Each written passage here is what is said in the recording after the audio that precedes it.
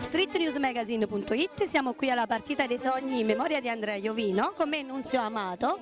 Scende in campo l'arte, lo sport, la solidarietà, proprio per ricordare Andrea, questa grande persona. Eh sì, noi siamo qui prima in qualità di organizzatori di questo evento, ma soprattutto in qualità di amici di Andrea. Io ero un grande amico di Andrea, sono un grande amico di Andrea, perché quando parliamo di lui non ci viene a parlare al passato, perché è come se stesse qui ancora con noi.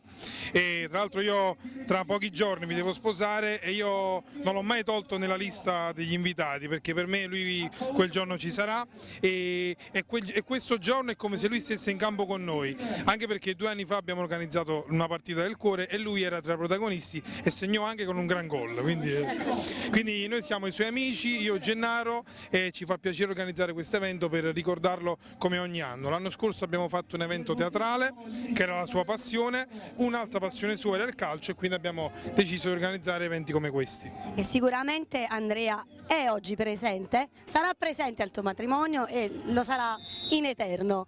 Scende in campo la solidarietà, come abbiamo detto, quindi è anche un'occasione importante poter donare proprio come Andrea avrebbe voluto, all'insegna della solidarietà e dell'allegria, che Andrea era una persona che si dedicava tanto agli altri e sempre sorridente. Esattamente, infatti proprio per questo lo scopo è quello benefico.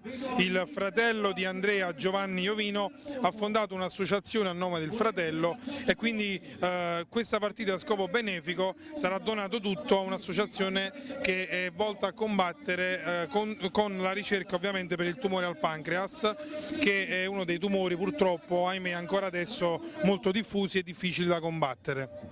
Perfetto, mi racconti brevemente un aneddoto, visto che tu eri così amico di Andrea, era un aneddoto simpatico? Ma guarda, io con lui ho fatto vari spettacoli teatrali e un aneddoto simpatico può essere: eravamo in un teatro a Villaricca, eravamo pronti per cominciare la commedia, mancavano 10 minuti, non trovavamo Andrea, voglio Andrea Rossa, voglio Andrea deve cominciare, prima di uscire scena Rossa Andrea, andiamo dietro le quinte, lo trovammo Rurmen steso a terra con una copertina, aveva preso un costume di scena, se ne mise la copertella e stava dormendo tranquillamente.